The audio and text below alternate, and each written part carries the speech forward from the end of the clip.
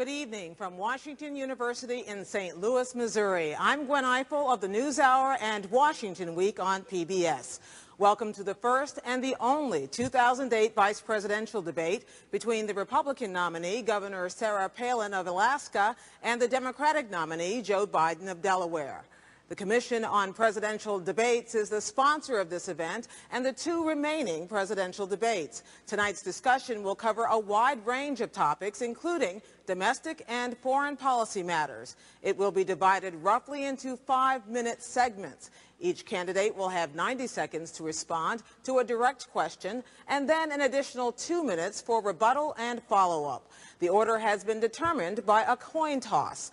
The specific subjects and questions were chosen by me and have not been shared or cleared with anyone on the campaigns or on the commission. The audience here in the hall has promised to remain very polite. No cheers, applause, no untoward outbursts, except right at this minute now as we welcome Governor Palin and Senator Biden.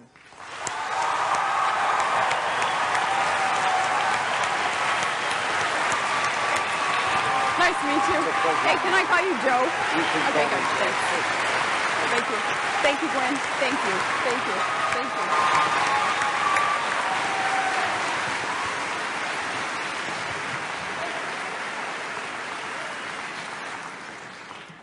Welcome to you both. As we had determined by a coin toss, the first question will go to Senator Biden with a 90-second follow-up from Governor Palin. The House of Representatives this week passed a bill, a big bailout bill, or didn't pass it, I should say. The Senate decided to pass it, and the House is wrestling with it still tonight.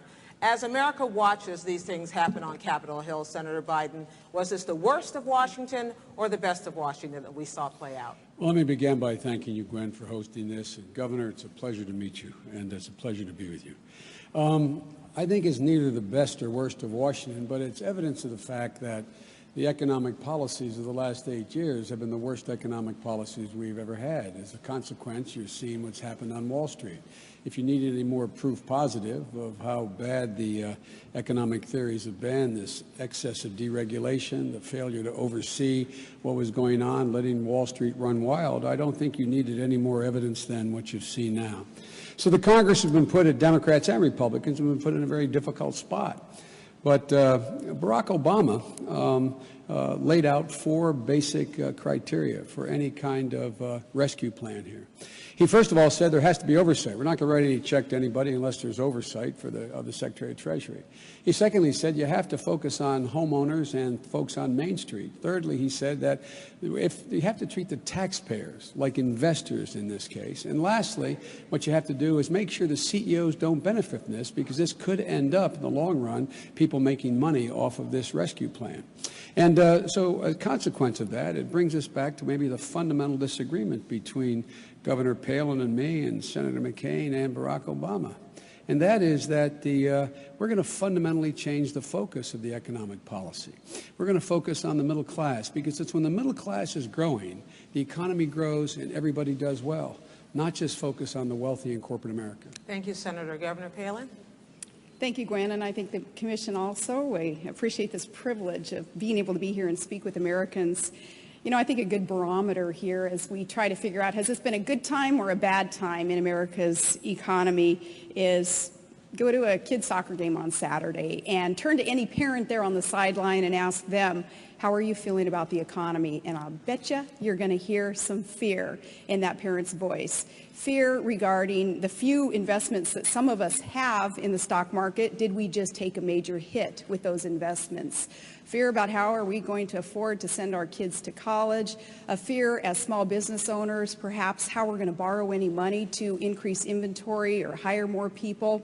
The barometer there, I think, is going to be resounding, that our economy is hurting and the federal government has not provided the sound oversight that we need and that we deserve, and we need reform to that end. Now, John McCain, thankfully, has been one representing reform. 2 years ago, remember, it was John McCain who pushed so hard with the Fannie Mae and Freddie Mac reform measures. He sounded that warning bell. People in the Senate with him, his colleagues, didn't want to listen to him and wouldn't go towards that reform that was needed then. I think that the alarm has been heard, though, and there will be that greater oversight. Again, thanks to John McCain's bipartisan efforts that he was so instrumental in bringing folks together over this past week, even suspending his own campaign to make sure he was putting obsessive politics aside and putting the country first. You both would like to be vice president. Senator Biden, how, as vice president, would you work to shrink this gap of polarization which has sprung up in Washington, which you both have spoken about here tonight? Well, that's what I've done my whole career, Gwen, on very, very controversial issues, from dealing with violence against women to putting 100,000 police officers in the street to trying to get something done about the genocide that was going on in Bosnia. And I have been able to reach across the aisle. I think it's fair to say that I have almost as many friends on the Republican side of the aisle as I do the Democratic side of the aisle. But am I able to respond to, are we able to stay on the on you the may, top? if you like. Yeah, well, you know, until 2 weeks ago, it was 2 Mondays ago, John McCain said at 9 o'clock in the morning that the fundamentals of the economy were strong. 2 weeks before that, he said, George, we've made great economic progress under George Bush's policies. 9 o'clock, the economy was strong. 11 o'clock that same day, 2 Mondays ago, John McCain said that we have an economic crisis. That doesn't make John McCain a bad guy, but it does point out he's out of touch. Those folks on the sidelines knew that 2 months ago. Governor Palin, you may respond. John McCain, in referring to the fundamental of our economy being strong, he was talking to and he was talking about the American workforce, and the American workforce is the greatest in this world, with the ingenuity and the work ethic that is just entrenched in our workforce. That's a positive, that's encouragement, and that's what John McCain meant. Now, what I've done as a governor and as a mayor is truly had that track record of reform, and I've joined this team that is a team of mavericks with John McCain, also with his track record of reform, where we're known for putting partisan politics aside to just get the job done. Now, Barack Obama, of course, he's pretty much only voted along his party lines. In fact, 96% of his votes have been solely along party line, not having that proof for the American people to know that his commitment, too, is, you know, put the partisanship, put the special interests aside, and get down to getting business done for the people of America. We're tired of the old politics as usual, and that's why, with all due respect, I do respect your years in the U.S. Senate, but I think Americans are craving something new and different, and that new energy and that new commitment that's going to come with reform. I think that's why we need to send the maverick from the Senate and put him in the White House, and I'm happy to join him there. Governor, Senator, neither of you really answered that last question about what you would do as vice president. I'm going to come back to that throughout the evening to try to see if we can look forward as well. Now, let's talk about the next question is to talk about the subprime lending meltdown. Who do you think was at fault? I start with you, Governor Palin. Was it the greedy lenders? Was it the risky homebuyers who shouldn't have been buying a home in the first place? And what should you be doing about it? Darn right, it was the predator lenders who tried to talk Americans into thinking that it was smart to buy a $300,000 house if we could only afford a $100,000 house. There was deception there, and there was greed, and there is corruption on Wall Street, and we need to stop that. Again, John McCain and I, that commitment that we have made, and we're going to follow through on that, getting rid of that corruption. One thing that Americans do at this time also, though, is let's commit ourselves, just everyday American people, Joe Sixpack, hockey moms across the nation. I think we need to band together and say, never again. Never will we be exploited and taken advantage of again by those who are managing our money and loaning us these dollars. We need to make sure that we demand from the federal government strict oversight of those entities in charge of our investments and our savings. And we need also to not get ourselves in debt. Let's do what our parents told us before we probably even got that first credit card. Don't live outside of our means. We need to make sure that as individuals, we're taking personal responsibility through all this. It's not the American people's fault that the economy is hurting like it is, but we have an opportunity to learn a heck of a lot of good lessons through this and say, never again will we be taken advantage of. Senator. Well, Gwen, 2 years ago, Barack Obama warned about the subprime mortgage crisis. John McCain said shortly after that in December he was surprised there was a subprime mortgage problem. John McCain, while Barack Obama was warning about what we had to do, was literally giving an interview to the Wall Street Journal saying that I'm always for cutting regulations. we let Wall Street run wild. John McCain, and he's a good man, but John McCain thought that the answer is that tried and true Republican response, deregulate, deregulate. So what you had is you had overwhelming, quote, deregulation. You had actually the belief that Wall Street could self-regulate itself. And while Barack Obama was talking about reinstating those regulations, John, on 20 different occasions in the previous year and a half, called for more deregulation. Matter of fact, John recently wrote an article in a major magazine saying that he wants to do for the healthcare industry, deregulate it and let the free market move like he did for the banking industry. So deregulation was the promise, and guess what? Those people who say don't go into debt, they can barely pay to fill up their gas tank. I was recently at my local gas station, asked a guy named Joey Danko, I said, Joey, how much it costs to fill your tank? You know what his answer was? He said, I don't know, Joe. I never have enough money to do it. The middle class needs relief, tax relief. They need it now. They need help now. The focus will change with Barack Obama. Governor, please, if you want to respond to what he said about Senator McCain's comments about health care. I'd like to respond about the tax increases. And, you know, we can speak in agreement here that darn right we need tax relief for Americans so that jobs can be created here. Now, Barack Obama and Senator Biden also voted for the largest tax increases in U.S. history. Barack had 94 opportunities to side on the people's side and reduce taxes, and 94 times he voted to increase taxes or not support a tax reduction, 94 times. Now, that's not what we need to create jobs and really bolster and heat up our economy. We do need the private sector to be able to keep more of what we earn and produce. Government's going to have to learn to be more efficient and live with less if that's what it takes to rein in the government growth that we've seen today. But we do need tax relief, and Barack Obama even supported increasing taxes as late as last year for those families making only $42,000 a year. That's a lot of middle-income, average American family. To increase taxes on them, I think that is the way to kill jobs and to continue to harm our economy. Senator. Charge is absolutely not true. Barack Obama did not vote to raise taxes. The vote she's referring to, John McCain voted the exact same way. It was a budget procedural vote. John McCain voted the same way. It did not raise taxes. Number two, using the standard that the governor uses, John McCain voted 477 times to raise taxes. It's a bogus standard. But if you notice, Gwen, the governor did not answer the question about deregulation. Did not answer the question of defending John McCain about not going along with the deregulation, letting Wall Street run wild. He did support deregulation almost across the board. That's why we got in so much trouble. Would you like to have an opportunity to answer that before we I'm move on? still on the tax thing because I want to correct you on that again. And I want to let you know what I did as a mayor and as a governor. And I may not answer the questions the way that either the moderator or you want to hear, but I'm going to talk straight to the American people and let them know my track record also. As mayor, every year I was in office, I did reduce taxes. I eliminated personal property taxes and eliminated small business inventory taxes. And as governor, we suspended our state fuel tax. We did all those things knowing that that is how our economy would be heated up. Now, as for John McCain's adherence to rules and regulations and pushing for even harder and tougher regulations, that is another thing that he is known for, though. Look at the tobacco industry. Look at campaign finance reform. Okay, our time is up here. I'm going to move on to the next question. Senator Biden, we want to talk about taxes. Let's talk about taxes. Good. You have proposed raising taxes on people who earn over $250,000 a year. The question for you is, why is that not class warfare? And the same question for you, Governor Palin, is you have proposed taxing employer health benefits, which some studies say would actually throw 5 million more people onto the rolls of the uninsured.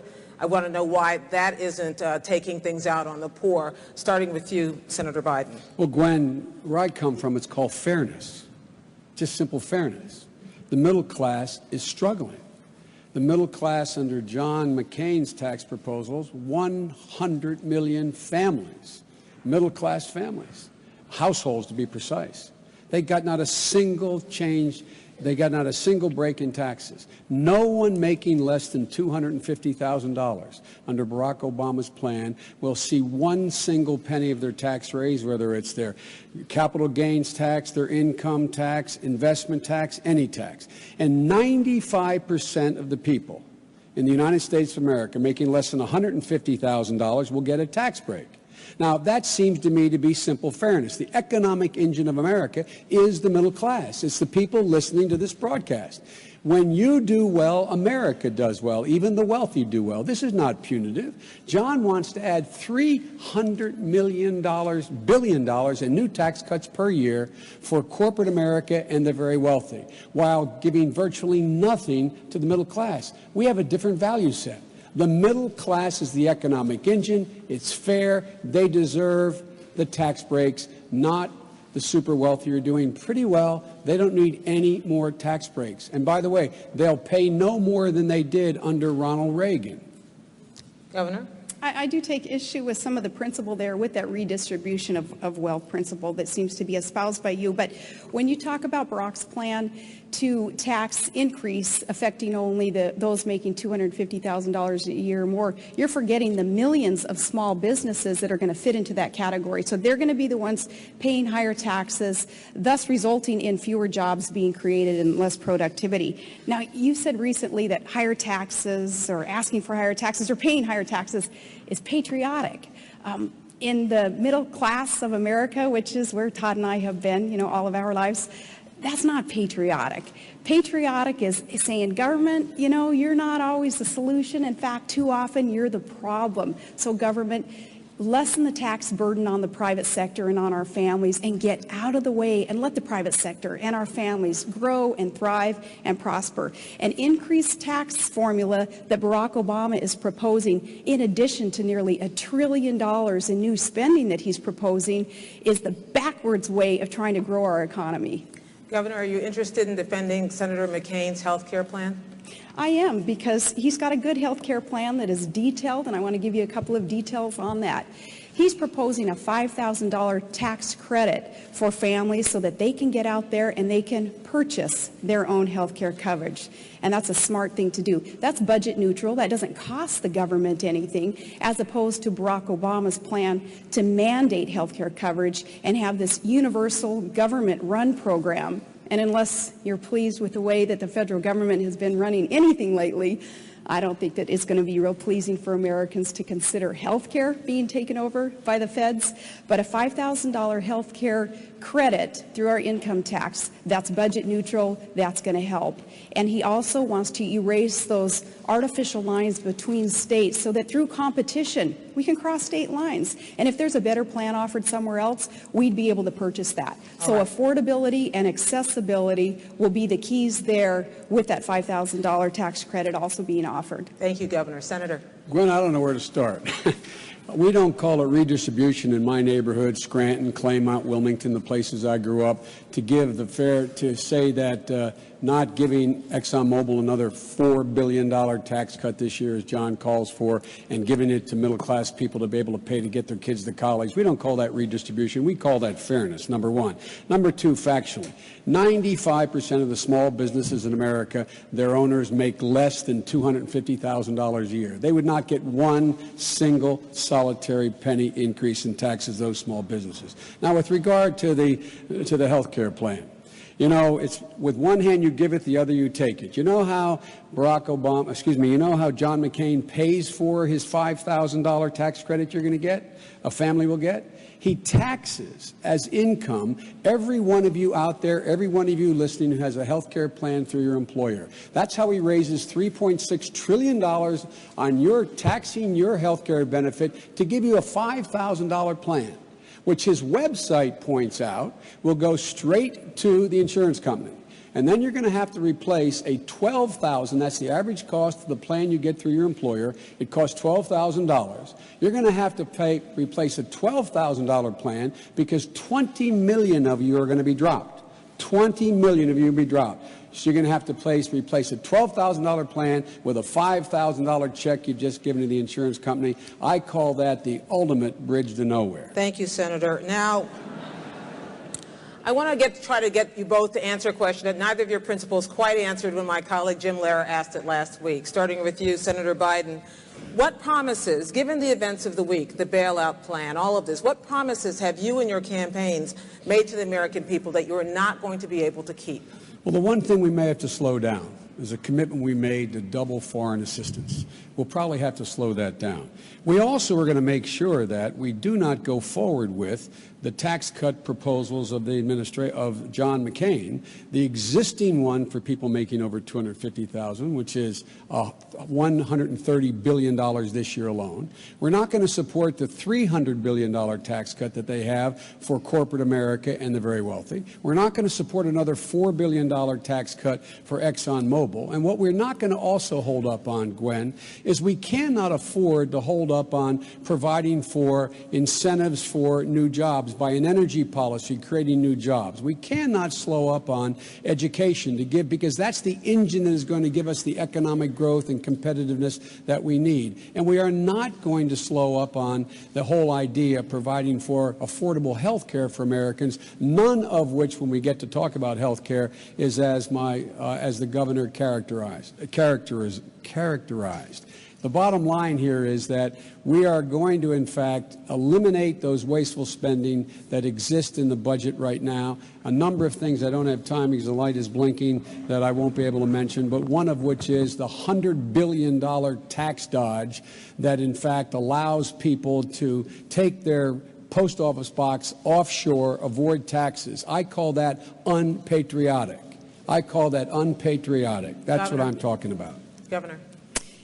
Well, the nice thing about running with John McCain is I can assure you he doesn't tell one thing to one group and then turns around and tells something else to another group, including his plans that will make this bailout plan, this rescue plan, even better. I want to go back to the energy plan, though, because this is an important one that Barack Obama, he voted for in 2005. Senator Biden, you would remember that in that energy plan that Obama voted for, that's what gave those oil companies those big tax breaks. Your running mate voted for that. You know what I had to do in the state of Alaska? I had to take on those oil companies and tell them, no, any of the greed there that has been kind of instrumental, I guess, in their mode of operation, that wasn't going to happen in my state. And that's why Tillerson at Exxon and Mulva at ConocoPhillips, bless their hearts, they're doing what they need to do as corporate CEOs, but they're not my biggest fans, because what I had to do up there in Alaska was to break up a monopoly up there and say, the people are going to come first, and we're going to make sure that we have value given to the people of Alaska with those resources. And those huge tax breaks aren't coming to the big multinational corporations anymore, not when it adversely affects the people who live in a state, and in this case, in a country, who should be benefiting at the same time. So it was Barack Obama who voted for that energy plan that gave those tax breaks to the oil companies that I then had to turn around as a governor of an energy-producing state and kind of undo in my own area of expertise, and that's energy. So, Governor, as Vice President, there is nothing that you have promised as a candidate that you wouldn't take off the table because of this financial crisis we're in? There is not, and how long have I been at this? Like 5 weeks? So there hasn't been a whole lot that I've promised except to do what is right for the American people, put government back on the side of the American people, stop the greed and corruption on Wall Street, and the rescue plan has got to include that massive oversight that Americans are expecting and deserving. And I don't believe that John McCain has made any promise that he would not be able to keep either. Senator. Again, let's talk about the tax breaks. Barack Obama voted for an energy bill because for the first time it had real support for alternative energy. When there were separate votes on eliminating the tax breaks for the oil companies, Barack Obama voted to eliminate them. John did not. And let me just ask a rhetorical question. If John really wanted to eliminate them, why is he adding to his budget an additional $4 billion in tax cut for ExxonMobil's of the world that, in fact, already have made $600 billion since 2001? And look, I agree with the governor. She imposed a windfall profits tax up there in Alaska. That's what Barack Obama and I want to do. We want to be able to do for all of you Americans, give you back $1,000 like she's been able to give back money to her folks back there. But John McCain will not support a windfall profits tax. They've made $600 billion since 2001, and John McCain wants to give them all by itself, separate, no additional bill, all by itself another $4 billion tax cut. If that is not proof of what I say, I'm not sure what can be. So I hope the governor is able to convince John McCain to support our windfall profits tax, which she supported in Alaska, and I give her credit for it. Next question, Governor Palin, still on the economy. Last year, Congress passed a bill that would make it more difficult for debt-strapped mortgage holders to declare bankruptcy to get out from under that debt. This is something that John McCain supported. Would you have? Yes, I would have. But here again, there have been so many changes in the conditions of our economy in just even these past weeks, as there has been more and more revelation made aware now to Americans about the corruption and the greed on Wall Street. We need to look back even 2 years ago, and we need to be appreciative of John McCain's call for reform with Fannie Mae, with Freddie Mac, with the mortgage lenders too, who were starting to really kind of rear that head of abuse, and the colleagues in the Senate weren't going to go there with them. So we have John McCain to thank for at least warning people, and we also have John McCain to thank for bringing in a bipartisan effort people to the table so that we can start putting politics aside, even putting a campaign aside, and just do what's right to fix this economic problem that we are in. It is a crisis. It's a toxic mess, really, on Main Street that's affecting Wall Street. And now we have to be ever vigilant and also making sure that credit markets don't seize up. That's where the Main Streeters like me, that's where we would really feel the effects. Senator Biden, you voted for this bankruptcy bill. Senator Obama voted against it. Some people have said that mortgage holders really paid the price. Well, mortgage holders didn't pay the price. Only 10% of the people who have been affected by this whole switch from Chapter 7 to Chapter 13. It gets complicated, but the point of this, Barack Obama saw the glass as half empty, I saw it as half full. We disagreed on that, and 85 senators voted one way and 15 voted the other way. But here's the deal. Barack Obama pointed out 2 years ago that there was a subprime mortgage crisis and wrote to the Secretary of Treasury.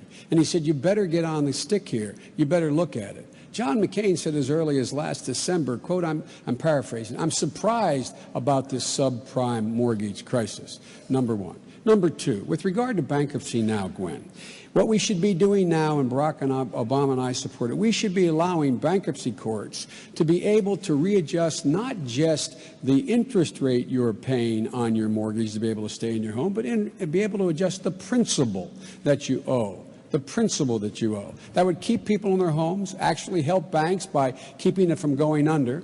But John McCain, as I understand it, I'm not sure of this, but I believe John McCain and the governor don't support that. There are ways to help people now, and the ways that we are offering are not being supported by the Bush administration, nor do I believe by John McCain and Governor Palin. Governor Palin, is that so? That is not so, but because that's just a quick answer, I want to talk about, again, my record on energy versus your ticket's energy ticket also. I think that this is important to come back to with that energy policy plan, again, that was voted for in '05. When we talk about energy, we have to consider the need to do all that we can to allow this nation to become energy independent. It's a nonsensical position that we are in when we have domestic supplies of energy all over this great land, and East Coast politicians who don't allow energy-producing states like Alaska to produce these, to tap into them, and instead we're relying on foreign countries to produce for us. We're circulating about $700 billion a year into foreign countries, some who do not like America. They certainly don't have our best interests at heart. Instead of those dollars circulating here, creating tens of thousands of jobs and allowing domestic supplies of energy to be tapped into and to start flowing into these very, very hungry markets. Energy independence is the key to this nation's future, to our economic future, and to our national security. So when we talk about energy plans, it's not just about who got a tax break and who didn't, and we're not giving oil company tax breaks, but it's about a heck of a lot more than that. Energy independence is the key to America's future. Governor, I'm happy to talk to you in this next section about energy issues. Let's talk about climate change. What is true and what is false about what we have heard, read, discussed, debated about the causes of climate change? Yeah, well, as the nation's only Arctic state and being the governor of that state, Alaska feels and sees impacts of climate change more so than any other state, and we know that it's real. I'm not one to attribute every activity of man to the changes in the climate. There is something to be said also for man's activities, but also for the cyclical temperature changes on our planet.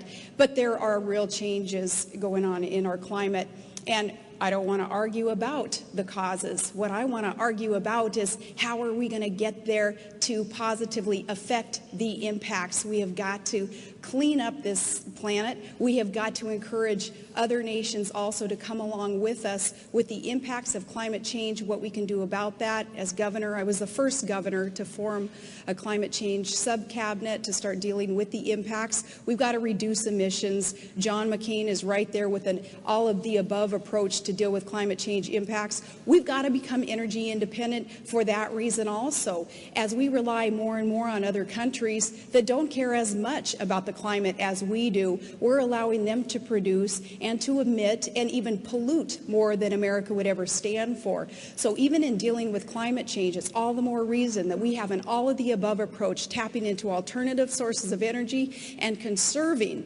fuel, conserving our petroleum products and our hydrocarbons so that we can clean up this planet and deal with climate change. Senator, what is true and what is false about the causes? Well, I think it is man-made. I think it's clearly man-made. And look, this probably explains the biggest fundamental difference between John McCain and Barack Obama and Sarah Palin and Joe Biden, Governor Palin and Joe Biden. If you don't understand what the cause is, it's virtually impossible to come up with a solution. We know what the cause is. The cause is man-made. That's the cause. That's why the polar ice cap is melting. Now let's look at the facts. We have 3% of the world's oil reserves. We consume 25% of the oil of the world.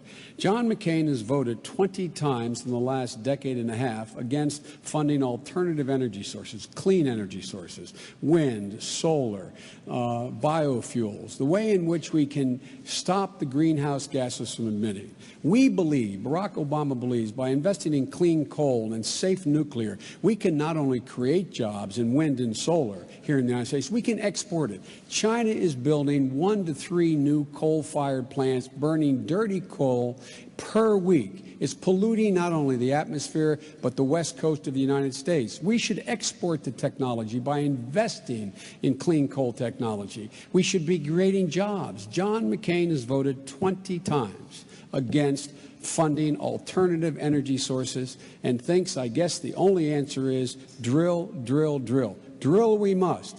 But it will take 10 years for 1 drop of oil to come out of any of the wells that are going to be begun to be drilled. In the meantime, we're all going to be in real trouble. Let me clear something up. Senator McCain has said that he supports caps on carbon emissions. Senator Obama has said he supports clean coal technology, which I don't believe you've always supported. I have always supported it. Well, that's a fact. Clear it up for us, both of you, and start with Governor Palin. Yes, Senator McCain does support this. The chant is drill, baby, drill. And that's what we hear all across this country in our rallies, because people are so hungry for those domestic sources of energy to be tapped into. They know that even in my own energy producing state, we have billions of barrels of oil and hundreds of trillions of cubic feet of clean, green natural gas. And we're building a nearly $40 billion natural gas pipeline, which is North America's largest and most expensive infrastructure project ever to flow those sources of energy into hungry markets.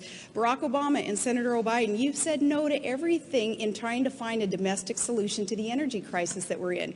You even called drilling, safe, environmentally friendly drilling offshore, as raping the outer continental shelf. There, with new technology, with tiny footprints even on land, it is safe to drill, and we need to do more of that. But also in that all-of-the-above approach that Senator McCain supports, the alternative fuels will be tapped into, the nuclear, the clean coal. I was surprised to hear you mention that, because you had said that there isn't anything, such a thing as clean coal. And I think you said it in a rope line, too, at one of the rallies. We do need to keep within our 2 minutes, but I just want to ask you, do you support capping carbon emissions? I do. Okay, and on the clean coal issue? Absolutely we do. We call for setting hard targets, number one. Clean coal. On clean coal. Oh, on clean coal. My record, just take a look at the record. My record for 25 years has supported clean coal technology. A comment made in a rope line was taken out of context. I was talking about exporting that technology to China, so when they burn their dirty coal, it won't be as dirty, it will be clean. But here's the bottom line, Gwen. How do we deal with global warming with continued addition to carbon emissions? And if the only answer you have is oil, and the governor says John's for everything, well, why did John vote 20 times? Maybe he's for everything as long as it is not helped forward by the government. Maybe he's for everything if the free market takes care of it. I don't know, but he voted 20 times against funding alternative energy sources. The next round of questions starts with you, Senator Biden. Do you support, as they do in Alaska, granting same-sex benefits to couples?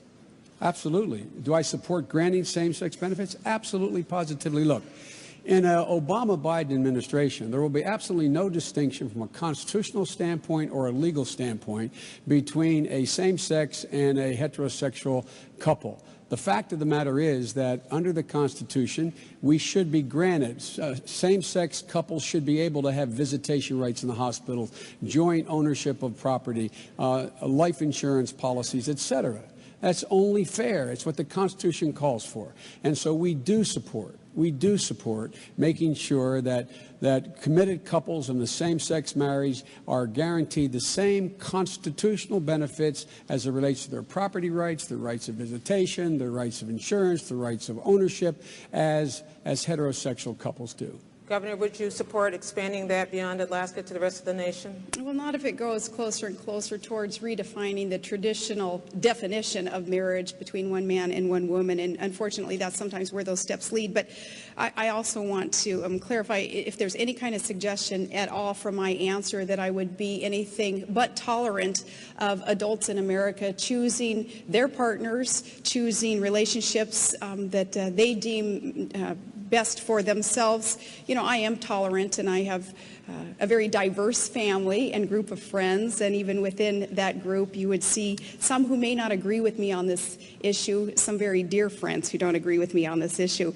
But in that tolerance also, no one would ever propose, not in a McCain-Palin administration, to do anything to prohibit, say, visitations in a hospital or contracts being signed, negotiated between parties. But I will tell Americans straight up that I don't support defining marriage as anything but between one man and one woman. And I think through nuances we could go round and round about what that actually means. But I'm being as straight up with Americans as I can in my non-support for anything but a traditional definition of marriage. Let's try to avoid nuance, Senator.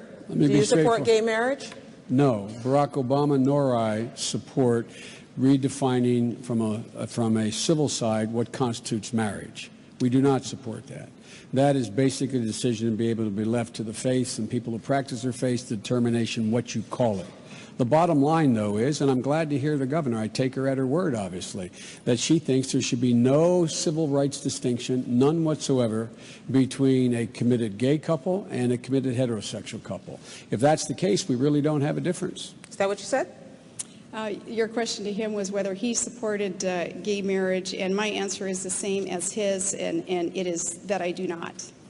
Wonderful. You agree. On that note, let's move to foreign policy. Okay. You both have sons who are in Iraq or on their way to Iraq. You, Governor Palin, have said that you would like to see a real clear plan for an exit strategy. What should that be, Governor?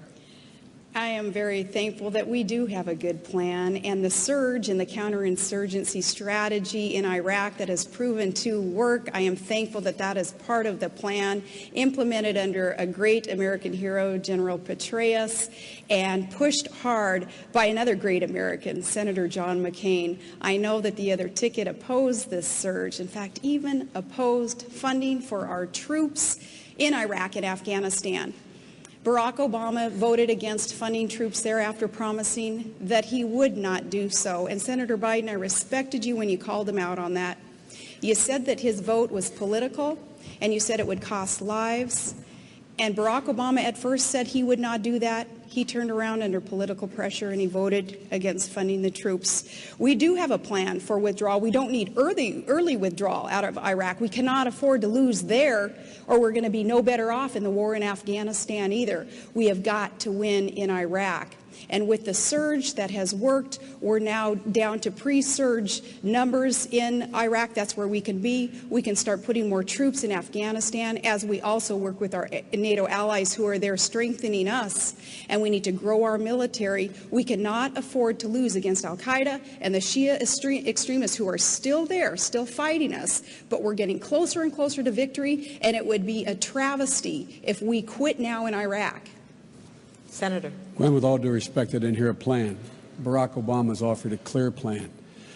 Shift responsibility to the Iraqis over the next 16 months, draw down our combat troops. Ironically, the same plan that Maliki, the Prime Minister of Iraq, and George Bush are now negotiating. The only odd man out here, only one left out, is John McCain, number one. Number two, with regard to Barack Obama not, quote, funding the troops, John McCain voted the exact same way. John McCain voted against funding the troops because the amendment he voted against, had a timeline in it to draw down American troops. And John said, I'm not going to fund the troops if, in fact, there was a timeline. Barack Obama and I agree fully and completely on one thing.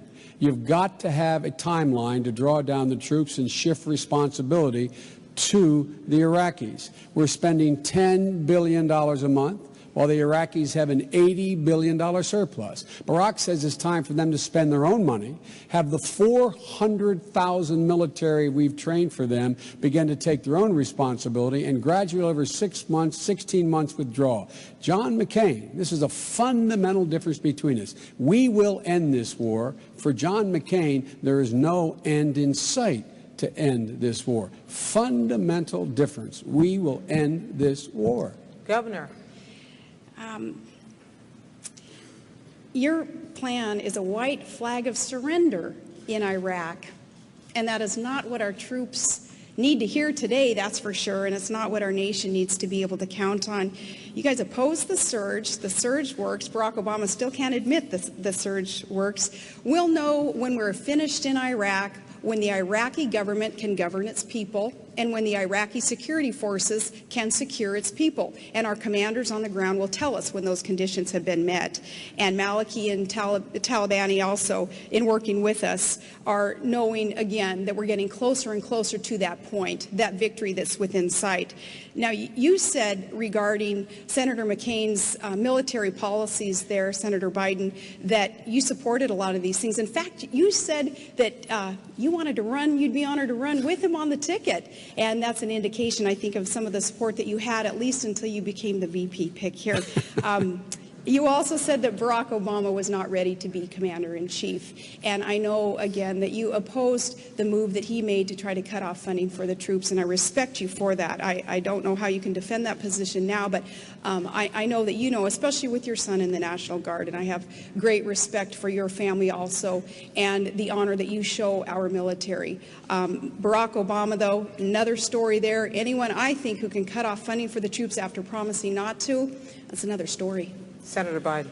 John McCain voted to cut off funding for the troops. Let me say that again. John McCain voted against an amendment containing $1.6 billion that I had gotten to get MRAPs, those things that are protecting this, the governor's son and, pray God, my son, and a lot of other sons and daughters. He voted against it. He voted against it, the funding, because he said the amendment had a timeline in it to end this war, and he didn't like that. But let's get straight who has been right and wrong. John McCain and Dick Cheney said, when I was saying we would not be greeted as liberators, we would not, this war would take a decade, not a day, not a week, not 6 months. We would not be out of there quickly. John McCain was saying the Sunnis and Shias got along with each other without reading the history of the last 700 years. John McCain said there'd be enough oil to pay for this. John McCain has been dead wrong. I love him. As my mother would say, God love him, but he's been dead wrong on the fundamental issues relating to the conduct of the war. Barack Obama has been right. They're the facts. Let's move on to Iran and Pakistan. I'm curious about what you think, starting with you, Senator Biden. Which is the greatest threat?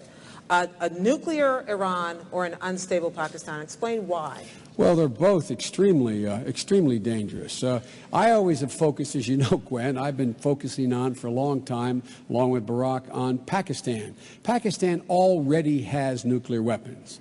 Pakistan already has deployed nuclear weapons. Pakistan's weapons can already hit Israel and the Mediterranean. Iran getting a nuclear weapon would be very, very destabilizing. They are not close to getting a nuclear weapon that's able to be deployed.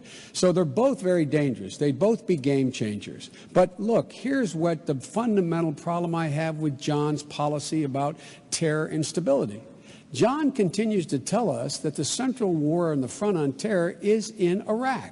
I promise you, if an attack comes in the homeland, it's going to come, as our security services said, it's going to come from al-Qaeda planning in the hills of Afghanistan and Pakistan. That's where they live. That's where they are. That's where it will come from. And right now, that resides in Pakistan. A stable government needs to be established. We need to support that democracy by helping them not only with their military, but with their governance as well as their economic well-being.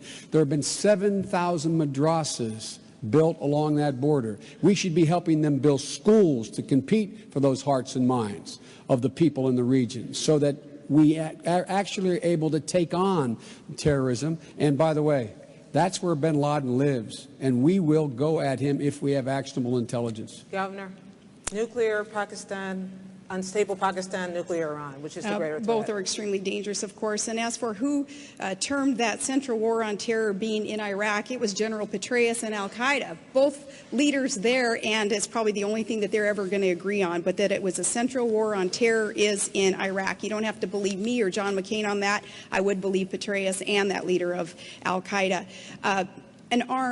Nuclear armed, especially Iran, is so extremely dangerous to consider. They cannot be allowed to acquire nuclear weapons, period.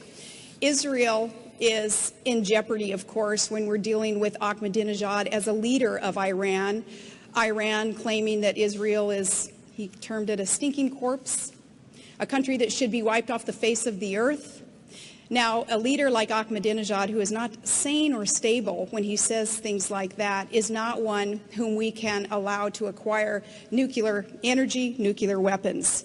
Ahmadinejad, Kim Jong-il, the Castro brothers, others who are dangerous dictators are ones that Barack Obama has said he would be willing to meet with without preconditions being met first.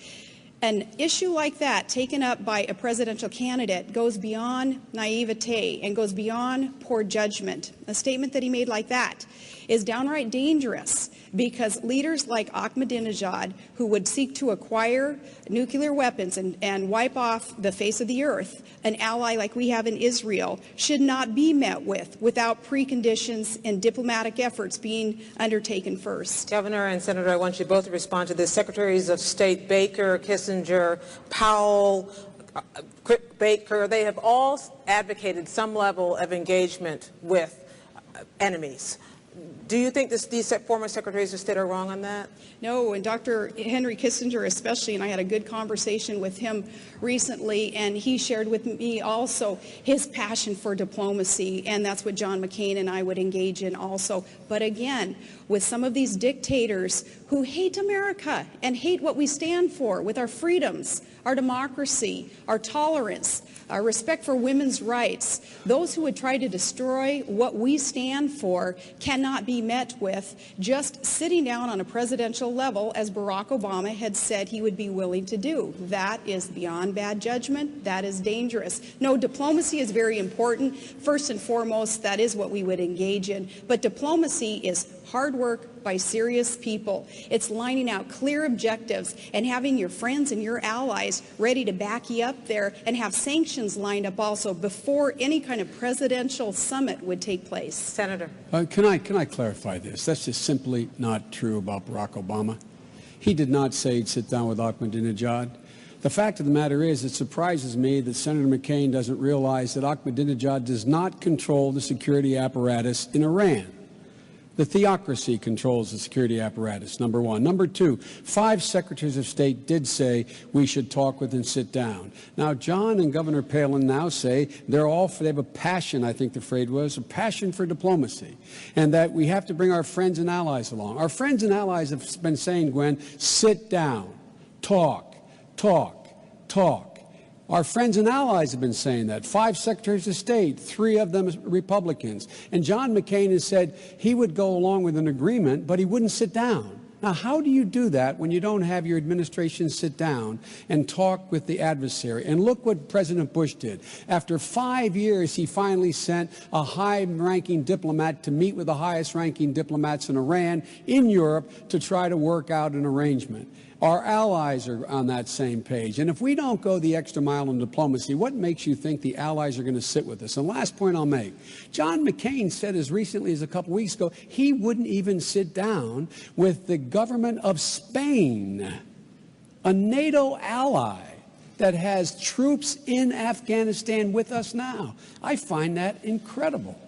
Governor, you mentioned Israel and your support for Israel. Yeah. What has this administration done right or wrong? This is the great lingering unresolved issue, the Israeli-Palestinian conflict. What have they done, and is a two-state solution the solution? A two-state solution is the solution, and Secretary Rice, having recently met with leaders on one side or the other there, also still in these waning days of the Bush administration, trying to forge that peace, and that needs to be done, and that will be top of an agenda item also under a McCain-Palin administration. Israel is our strongest and best ally in the Middle East. We have got to assure them that we will never allow a second Holocaust, despite, again, warnings from Iran and any other country that would seek to destroy Israel, that is what they would like to see. We will support Israel, a two-state solution, building our embassy also in Jerusalem, those things that we look forward to being able to accomplish with this peace-seeking nation. And they have a track record of being able to forge these peace agreements. They succeeded with Jordan. They succeeded with Egypt. I'm sure that we're going to see more success there also. It's got to be a commitment of the United States of America, though, and I can promise you in a McCain-Palin administration that commitment is there to work with our friends in Israel. Senator. Gwen, no one in the United States Senate has been a better friend to Israel than Joe Biden. I would have never, ever joined this ticket were I not absolutely sure Barack Obama shared my passion. But you asked a question about whether or not this administration's policy had made sense or something to that effect.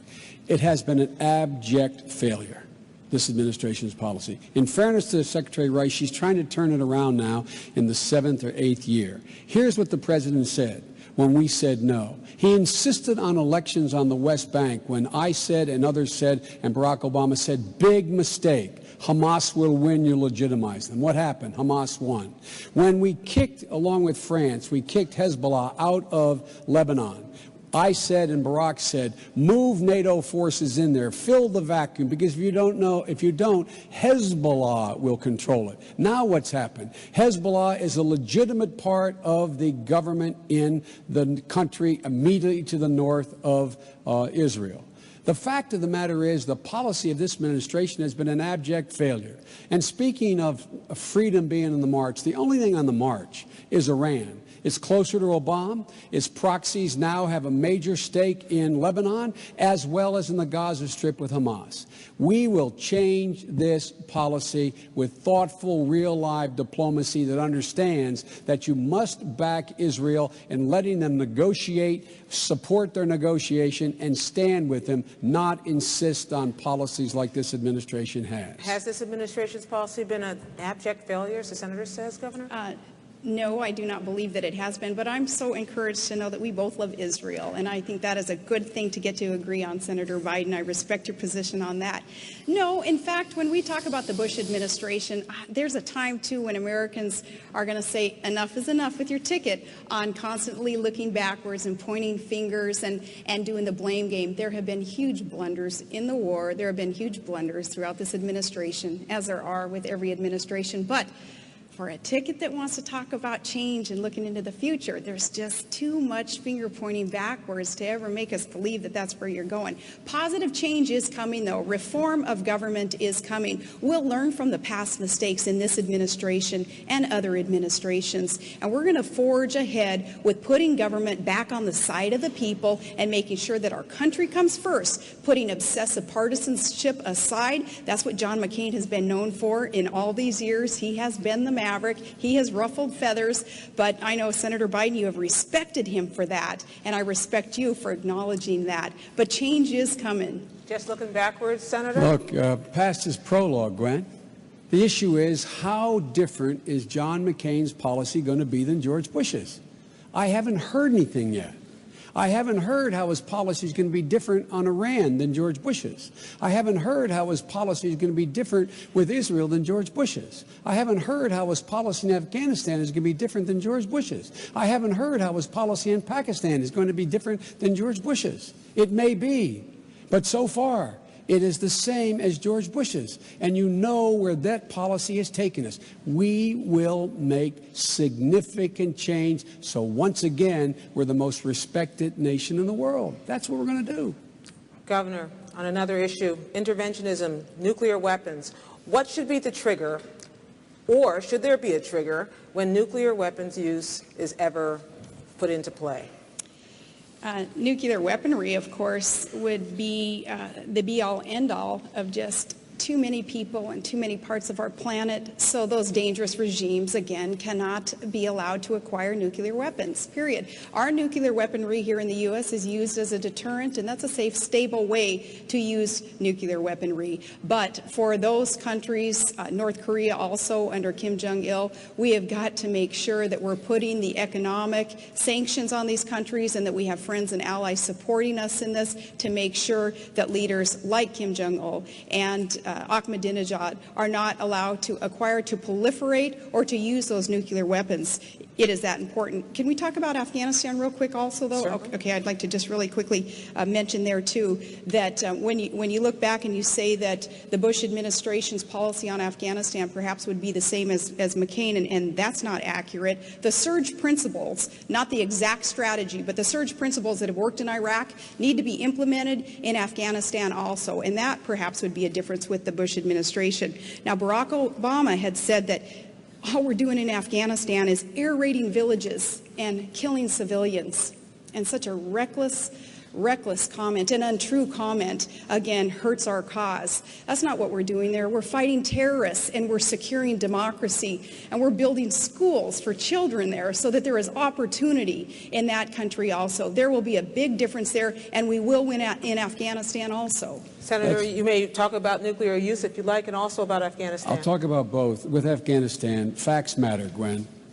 The fact is that our commanding general in Afghanistan said today that the surge principles used in Iraq will not, well, let me say this again now. Our commanding general in Afghanistan said the surge principle in Iraq will not work in Afghanistan. Not Joe Biden, our commanding general of Afghanistan. He said we need more troops, we need government building, we need to spend more money on the infrastructure in Afghanistan. Look, we have spent more money, we spend more money in 3 weeks on combat in Iraq than we spent on the entirety of the last 7 years that we have been in Afghanistan building that country. Let me say it again. 3 weeks in Iraq, 7 years or 6.5 years in Afghanistan. Now, that's number one. Number two, with regard to arms control and weapons, nuclear weapons require a nuclear arms control regime. John McCain voted against the comprehensive nuclear test ban treaty that every Republican has supported. John McCain has opposed amending the nuclear test ban treaty with an amendment to allow for inspections. John McCain has not been the kind of supporter for dealing with, and let me put it another way, my time's almost up. Barack Obama, first thing he did when he came to the United States Senate, new senator, reached across the aisle to my colleague Dick Lugar, a Republican, and said, we've got to do something about keeping nuclear weapons out of the hands of terrorists. They put together a piece of legislation that, in fact, was serious and real. Every major, I shouldn't say every, on the two at least that I named, I know that John McCain has been opposed to extending the armed control regime in the world. Governor. Well, first, McClellan did not say definitively that the surge principles would not work in Afghanistan, certainly accounting for different conditions in that different country, and conditions are certainly different. We have NATO allies helping us for one, and even the geographic differences are huge. But the counterinsurgency principles also could work in Afghanistan. McClellan didn't say anything opposite of that. The counterinsurgency strategy going into Afghanistan, clearing, holding, rebuilding the civil society and the infrastructure can work in Afghanistan. And those leaders who are over there, who have also been advising George Bush on this, have not said anything different but that. Senator. Well, our commanding general did say that. The fact of the matter is that, again, I'll just put in perspective, while Barack and I and Chuck Hagel and Dick Lugar have been calling for more money to help in Afghanistan, more troops in Afghanistan, John McCain was saying 2 years ago, quote, the reason we don't read about Afghanistan anymore in the paper, it's succeeded. Barack Obama was saying we need more troops there. Again, we spend in 3 weeks on combat missions in Iraq more than we spent in the entire time we have been in Afghanistan. That'll change in a Barack Obama administration. Senator, you have quite a record. This is the next question here, of being an interventionist. You have argued for intervention in Bosnia and Kosovo, initially in Iraq and Pakistan, and now in Darfur, putting U.S. troops on the ground, boots on the ground. Is this something the American public has a stomach for? Well, I think the American public has a stomach for success. And my recommendations on Bosnia, I admit I was the first one to recommend it, they saved tens of thousands of lives. And initially, John McCain opposed it along with a lot of other people. But the end result was it worked. And look what we did in Bosnia. We took Serbs, Croats, and Bosniaks, being told by everyone, I was told by everyone, that this would mean that they've been fighting and killing each other for 1,000 years. It could never work. There's a relatively stable government there now, as there is in Kosovo. With regard to Iraq, I indicated that it would be a mistake to go into. I gave the president the power. I voted for the power because he said he needed it not to go to war, but to keep the United States, the UN in line, to keep sanctions on Iraq and not let them be lifted. I, along with Dick Lugar, before we went to war, said if we were to go to war without our allies, without the kind of support we needed, we'd be there for a decade. It'd cost us tens of billions of dollars. John McCain said no, that was going to be okay. I don't have a stomach for genocide when it comes to Darfur. We can now impose a no-fly zone. It's within our capacity. We can lead NATO if we're willing to take a hard stand. We can. I've been in those camps in Chad. I've seen the suffering. Thousands and tens of thousands of people have died and are dying. We should rally the world to act, and we should demonstrate it by our own movement to provide the helicopters to get those 21,000 forces of the African Union in there now to stop this genocide. Thank you, Senator. Governor. Oh, man, it's so obvious that I'm a Washington outsider and someone just not used to the way you guys operate, because here you voted for the war and now you oppose the war. You're one who says, you know, as so many politicians do, I was for it before I was against it, or vice versa. Americans are craving that straight talk and just want to know, hey, if you voted for it, tell us why you voted for it. And it was a war resolution.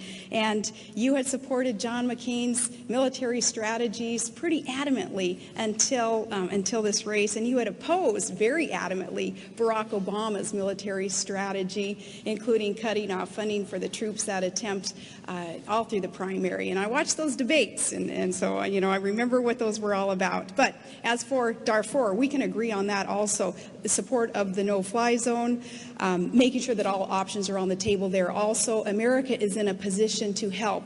What I've done in my position to help as the governor of a state that's pretty rich in natural resources, we have a $40 billion investment investment fund, a savings fund called the Alaska Permanent Fund.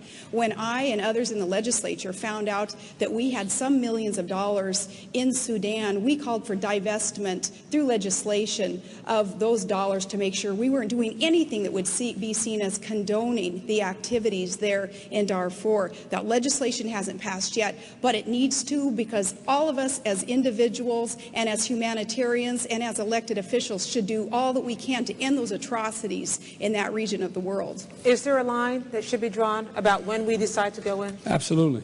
There is a line that should be drawn. The line that should be drawn is whether or not we, first of all, have the capacity to do anything about it, number one. Number two, there are certain new lines that have to be drawn internationally. When a country engages in genocide, when a country engages in harboring people who are killing our people, terrorists, and they will do nothing about it, that, in fact, at that point, that country, in my view, and in Barack's view, forfeits their right to say, you have no right to intervene at all. The truth of the matter, though, is that let's go back to John McCain's strategy. I never supported John McCain's strategy on the war. John McCain said exactly what Dick Cheney said. Go back and look at Barack Obama's statements and mine. Go look at JoeBiden.com contemporaneously. Held hearings in the summer before we went to war, saying if we went to war, we would not be greeted as liberators. We would have a fight between the Sunnis and Shias. We would be tied down for a decade. It would cost us hundreds of billions of dollars. John McCain was saying the exact opposite. John McCain was lockstep with Dick Cheney at that point about how this was going to be easy. So John McCain's strategy in this war, not just whether or not to go, the actual conduct of the war has been absolutely wrong from the outset. Governor? I beg to disagree with you again here on whether you supported Barack Obama or John McCain's strategies. Here again, you can say what you want to say a month out before people are asked to vote on this, but we listened to the debates. I think tomorrow morning, the pundits are going to start doing the who said what at what time, and we'll have proof of some of this. But again, John McCain, who knows how to win a war, who's been there, and he's faced challenges, and he knows what evil is, and he knows what it takes to overcome the challenges here with our military. He knows to learn from the mistakes, from the blunders that we have seen in the war in Iraq especially. He will know how to implement the strategies, working with our commanders, though, and listening to what they have to say, taking the politics out of these war issues. He'll know how to win a war. Thank you, Governor. Probably the biggest cliche about the vice presidency is that it's a heartbeat away. Everybody's waiting to see what would happen if the worst happened. How would you disagree on some things from your principles? You disagree on Alaska, drilling in Alaska, the National Wildlife Refuge. You disagree on surveillance law, at least you have in the past. How would a Biden administration be different from an Obama administration if that were to happen? Well, God forbid that it would ever happen. It would be a national tragedy of historic proportions if it were to happen.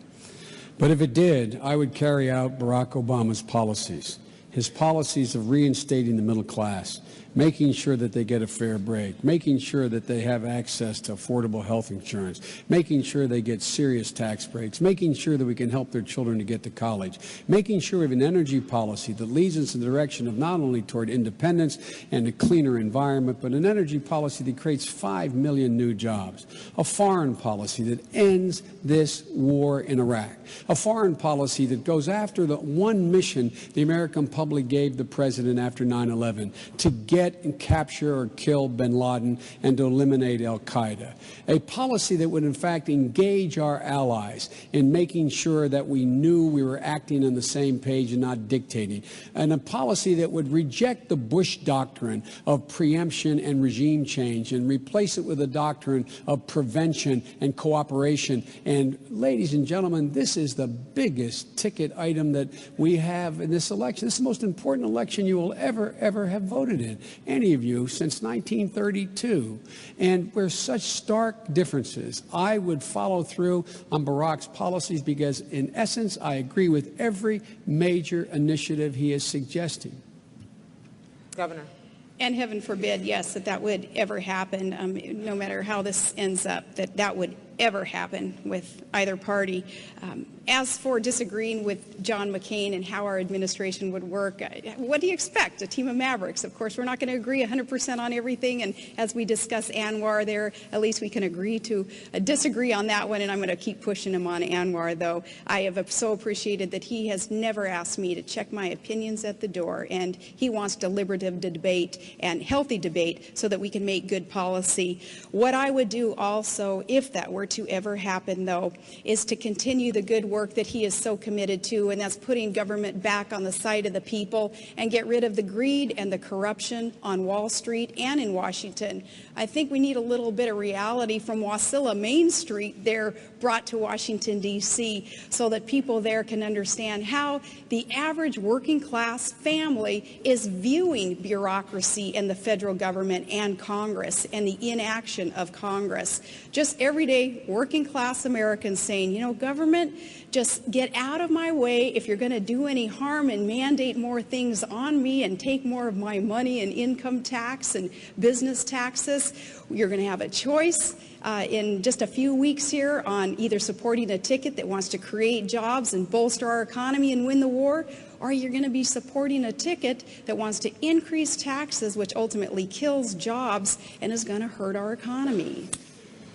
Can I respond? Look, Please. all you got to do is go down Union Street with me in Wilmington and go to Katie's restaurant or walk into Home Depot with me where I spend a lot of time, and you ask anybody in there whether or not the economic and foreign policy of this administration has made them better off in the last 8 years. And then ask them whether there's a single major initiative that John McCain differs with the president on taxes, on Iraq, on Afghanistan, on the whole question of how to help education, on the dealing with health care. Look, the people in my neighborhood, they get it.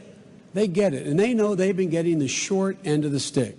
So walk with me in my neighborhood. Go back to my old neighborhood in Claymont, in Old Steel Town, or go up to Scranton with me. These people know the middle class has gotten the short end. The wealthy have done very well. Corporate America has been rewarded. It's of time. We change it. Barack Obama will change it. Governor. Say it ain't so, Joe. There you go again, pointing backwards again, though. You prefaced your whole comment with the Bush administration. Now, doggone it, let's look ahead and tell Americans what we have to plan to do for them in the future. You mentioned education, and I'm glad that you did. I know that education you are passionate about, and with your wife being a teacher for 30 years, and God bless her, her reward is in heaven, right?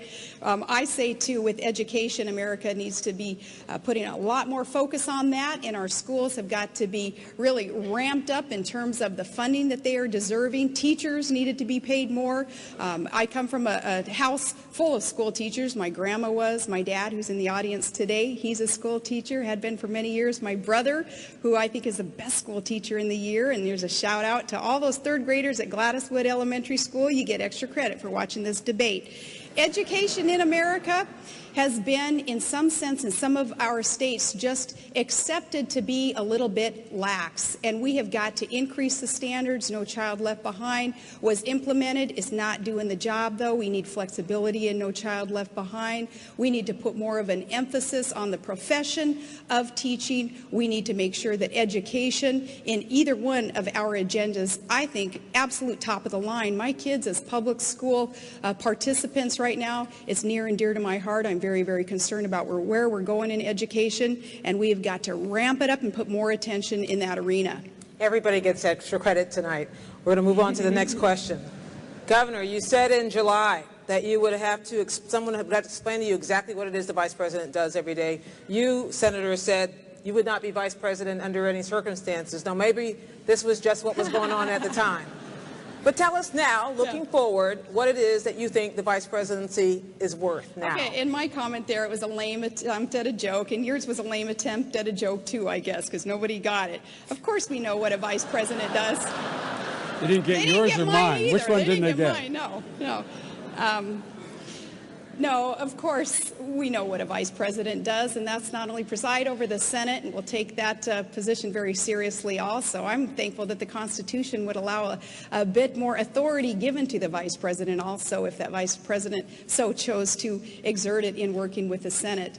And making sure that we are supportive of the president's policies, and making sure, too, that our president understands what our strengths are. John McCain and I have had good conversations about where I would lead with his agenda, and that is energy independence in America and reform of government overall, and then working with families of children with special needs. That's near and dear to my heart also. And in those arenas, John McCain has already tapped me and said, that's where I want you. I want you to lead. And I said, I can't wait to get there and go to work with you. Senator. Gwen, I hope we'll get back to education, because I don't know any government program that John is supporting, not early education, more money for it. The reason No Child Left Behind was the money was left behind. We didn't fund it. But we can get back to that, I assume. With regard to the role of the Vice President, I had a long talk, as I'm sure the governor did, with her principal, in my case with Barack. And let me tell you what Barack asked me to do. I have a history of getting things done in the United States Senate. John McCain would acknowledge that. My record shows that. On controversial issues, I would be the point person for the legislative initiatives in the United States Congress for our administration. I would also, when asked if I wanted a portfolio, my response was no. But Barack Obama indicated to me he wanted me with him to help him govern. So every major decision he'll be making, I'll be sitting in the room to give him my best advice. He's president, not me. I'll give my best advice. And one of the things he said early on when he was choosing, he said he'd pick someone who had an independent judgment and wouldn't be afraid to tell him if he disagreed. That is sort of my reputation, as you know. So I look forward to working with Barack and playing a very constructive role in his presidency, bringing about the kind of change this country needs. Governor, you mentioned a moment ago that the Constitution might give the Vice President more power than it has in the past. Do you believe, as Vice President Cheney does, that the executive branch does not hold complete sway over the office of the Vice Presidency? That is, it is also a member of the legislative branch? Well, our founding fathers were very wise there in allowing through the Constitution much flexibility there in the office of the Vice President, and we will do what is best for the American people in tapping into that position and ushering in an agenda that is supportive and cooperative with the President's agenda in that position. Yeah, so I do agree with him that we have a lot of flexibility in there, and we'll do what we have to do to administer very appropriately the plans that are needed for this nation. And it is my executive experience that is partly to be attributed to my pick as VP with McCain, not only as a governor, but earlier on as a mayor, as an oil and gas regulator, as a business owner. It is those years of experience on an executive level that will be put to good use in the White House also. Vice President Cheney interpretation of the Vice Presidency? Vice President Cheney's been the most dangerous Vice President we've had probably in American history. He has the idea he doesn't realize that Article 1 of the Constitution defines the role of the Vice President of the United States. That's the executive branch. He works in the executive branch. He should understand that. Everyone should understand that. And the primary role of the Vice President of the United States of America is to support the President of the United States of America, give that President his or her best judgment when sought, and as the Vice President to preside over the Senate only in a time when, in fact, there's a tie vote. The Constitution is explicit. The only authority the Vice President has from a legislative standpoint is to vote. Only when there is a tie vote. He has no authority relative to the Congress. The idea he's part of the legislative branch is a bizarre notion invented by Cheney to aggrandize the power of a unitary executive, and look where it's gotten us. It has been very dangerous. Let's talk conventional wisdom for a moment. The conventional wisdom, Governor Palin, with you is that your Achilles heel is that you lack experience. Your conventional wisdom against you is that your Achilles heel is that you lack discipline, Senator Biden. What is it really for you, Governor Palin? What is it really for you, Senator Biden? Start with you, Governor. My experience as an executive will be put to good use as a mayor and business owner and oil and gas regulator, and then as governor of a huge state, a huge energy producing state that is accounting for much progress towards getting our nation energy independence, and that's extremely important. But it wasn't just that experience tapped into. It was my connection to the heartland of America. Being a mom, being one who is very concerned about a son in the war, about a special needs child, child, about kids heading off to college. How are we going to pay those tuition bills? About times in Todd and our marriage in our past where we didn't have health insurance, and we know what other Americans are going through as they sit around the kitchen table and try to figure out how are they going to pay out of pocket for health care. We've been there also, so that connection was important. But even more important is that worldview that I share with John McCain. That worldview that says that America is a nation of exceptionalism, and we are to be that shining city on a hill, as President Reagan so beautifully said, that we are a beacon of hope and that we are unapologetic here. We are not perfect as a nation, but together we represent a perfect ideal, and that is democracy and tolerance and freedom and equal rights. Those things that we stand for, that we can be put to good use as a force for good in this world. John McCain and I share that, and you combine all that with being a team with the only track record of making really a difference in where we've been and reforming, and that's a good team. It's a good ticket. Senator.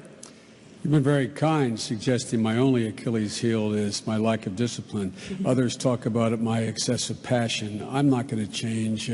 I have 35 years in public office. People can judge who I am. I haven't changed in that time.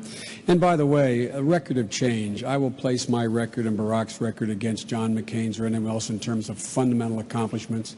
Wrote the crime bill, put 100,000 cops in the street. Wrote the Violence Against Women Act, which John McCain voted against both of them. Was the catalyst to change the circumstance in Bosnia, led by President Clinton, obviously. Look, I understand what it's like to be a single parent. When my wife and daughter died and my 2 sons were gravely injured, I understand what it's like as a parent to wonder what it's like if your kid's going to make it. I understand what it's like to sit around the kitchen table with a father who says, I got to leave, champ, because there's no jobs here. I got to head down to Wilmington, and when we get enough money, honey, we'll bring you down. I understand what it's like. I'm much better off than almost all Americans now. I get a good salary as United States Senate. I live in a beautiful house. It's my total investment that I have. So I am much better off now. But the notion that somehow, because I'm a man, I don't know what it's like to raise 2 kids alone. I don't know what it's like to have a child you're not sure is going to make it. I understand, as well as, with all due respect, the governor or anybody else, what it's like for those people sitting around that kitchen table. And guess what? They're looking for help. They're looking for help. They're not looking for more of the same. Governor. People aren't looking for more of the same. They are looking for change, and John McCain has been the consummate maverick in the Senate over all these years. He's taken shots left and right from the other party and from within his own party because he's had to take on his own party when the time was right, when he recognized it was time to put partisanship aside and just do what was right for the American people. That's what I've done as governor also, take on my own party when I had to and work with both sides of the aisle in my cabinet, appointing those who would serve regardless of party, Democrats, independents, Republicans, whatever it took to get the job done. Also, John McCain's maverick position that he's in, that's really prompted up to and indicated by the supporters that he has. Look at Lieberman and Giuliani and Romney and Lingle and all of us who come from such a diverse background of policy and of partisanship, all coming together at this time, recognizing he is the man that we need to lead in these next 4 years, because these are tumultuous times. We have got to win the wars. We have got to get our economy back on track. We have got to not allow the greed and corruption on Wall Street anymore. And we have not got to allow the partisanship that has really been entrenched in Washington, D.C., no matter who's been in charge. When the Republicans were in charge, I didn't see a whole lot of progress there either. When the Democrats either, though, this last go-around for the last 2 years. Change is coming, and John McCain is the leader of that reform. I'll be very brief. Can I respond to that? Look, Please. The maverick, let's talk about the maverick John McCain is. And again, I love him. He's been a maverick on some issues, but he has been no maverick on the things that matter to people's lives. He voted 4 to 5 times for George Bush's budget, which put us $500 billion in debt this year and over $3 trillion in debt since he's got there. He has not been a maverick in providing health care for people. He has voted against including another 3.6 million children in coverage of the existing health care plan when he voted in the United States Senate. He's not been a maverick when it comes to education. He has not supported tax cuts and significant changes for people being able to send their kids to college. He's not been a maverick on the war. He's not been a maverick on virtually anything that generally affects the things that people really talk about around their kitchen table.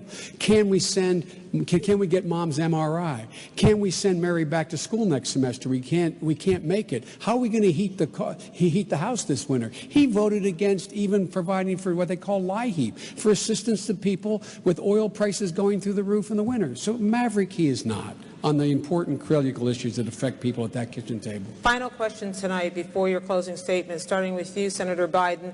Can you think of a single issue, and this is to cast light for people who are just trying to get to know you in your final debate, your only debate of this year.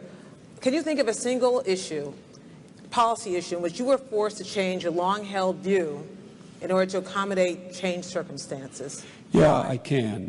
When I got to the United States Senate and went on the Judiciary Committee as a young lawyer, I was of the view and have been trained to the view that the only thing that mattered was whether or not a nominee appointed, suggested by the president, had a judicial temperament, had not committed a crime of moral turpitude, and had been a good student. And it didn't take me long. It was hard to change, but it didn't take me long. But it took about 5 years for me to realize that the ideology of that judge makes a big difference. That's why I led the fight against Judge Bork. Had he been in the court, I suspect there'd be a lot of changes that I don't like and the American people wouldn't like, including everything from Roe v. Wade to issues relating to civil rights and civil liberties. And so that was one of the intellectual changes that took place in my career as I got a close look at it. And that's why I was the first chairman of the Judiciary Committee to forthrightly state that it matters what your judicial philosophy is. The American people have a right to understand it and to know it. But I did change on that, and I'm glad I did. Governor. There have been times where, as mayor and governor, we have passed budgets that I did not veto, and that I think could be considered as something that I quasi-caved in, if you will, but knowing that it was the right thing to do in order to progress the agenda for that year and to work with the legislative body, that body that actually holds the purse strings. So there were times when I wanted to zero-base budget and to cut taxes even more, and I didn't have enough support in order to accomplish that. But on the major principal things, no, there hasn't been something that I've had to compromise on, because we've always seemed to find a way to work together. Up there in Alaska, what we have done is with bipartisan efforts is work together, and again, not caring who gets the credit for what as we accomplish things up there. And that's been just a part of the operation that I wanted to participate in, and that's what we're going to do in Washington, D.C. also. Bringing both sides together, John McCain is known for doing that also, in order to get the work done for the American people. Let's come full circle. You both want to bring both sides together. You both talk about bipartisanship. Once again, we saw what happened this week in Washington. How do you change the tone as vice president, as number two? Well, again, I believe John McCain were he here, this is a dangerous thing to say in the middle of an election, but he would acknowledge what I'm about to say. I have been able to work across the aisle on some of those controversial issues and change my party's mind as well as Republicans, because I learned a lesson from Mike Mansfield. Mike Mansfield, the former leader of the Senate, said to me one day, I made a criticism of Jesse Helms. He said, what would you do if I told you Jesse Helms and Dot Helms had adopted a child who had braces and was in real need? I said, I'd feel like a jerk. He said, Joe, understand one thing. Everyone's sent here for a reason, because there's something in them their folks like. Don't question their motive. I have never, since that moment in my first year, questioned the motive of another member of the Congress or Senate with whom I've disagreed. I've questioned their judgment. I think that's why I have the respect I have and been able to work as well as I've been able to have work in the United States Senate. That's the fundamental change Barack Obama and I will bring to this party, not questioning other people's motives. Governor. You do what I did as governor, and you appoint people regardless of party affiliation, Democrats, independents, Republicans. You walk the walk. You don't just talk the talk. And even in my own family, it's a very diverse family, and we have folks of all political persuasion in there also. So I've grown up just knowing that, you know, at the end of the day, as long as we're all working together for the greater good, it's going to be okay. But the policies and the proposals have got to speak for themselves also. And again, voters on November 4th are going to have that choice to either support a ticket that supports policies that create jobs. You do that by lowering taxes on American workers and on our businesses, and you build up infrastructure, and you rein in government spending, and you make our nation energy independent. Or you support a ticket that supports policies that will kill jobs by increasing taxes, and that's what the track record shows, is a desire to increase taxes, increase spending, $1 trillion spending proposal that's on the table. That's going to hurt our country, and saying no to energy independence. Clear choices on November 4th. Governor Palin, you get the chance to make the first closing statement. Well, again, Gwen, I do want to thank you and the commission. This is such an honor for me, and I appreciate, too, Senator Biden, getting to meet you finally also and getting to debate with you, and I would like more opportunity for this. I like being able to answer these tough questions without the filter even of the mainstream media kind of telling viewers what they've just heard. I'd rather be able to just speak to the American people like we just did, and it's so important that the American people know of the choices that they have on November 4th. I want to assure you that John McCain and I, we're going to fight for America. We're going to fight for the middle class, average, everyday American family like mine.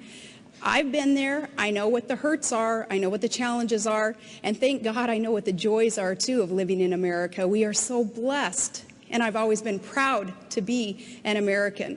And so has John McCain. We have to fight for our freedoms also, economic and our national security freedoms. It was Ronald Reagan who said that freedom is always just one generation away from extinction. We don't pass it to our children in the bloodstream. We have to fight for it and protect it and then hand it to them so that they shall do the same, or we're going to find ourselves spending our sunset years telling our children and our children's children about a time in America back in the day when men and women were free. We will fight for it, and there is only one man in this race who has really ever fought for you, and that's Senator John McCain.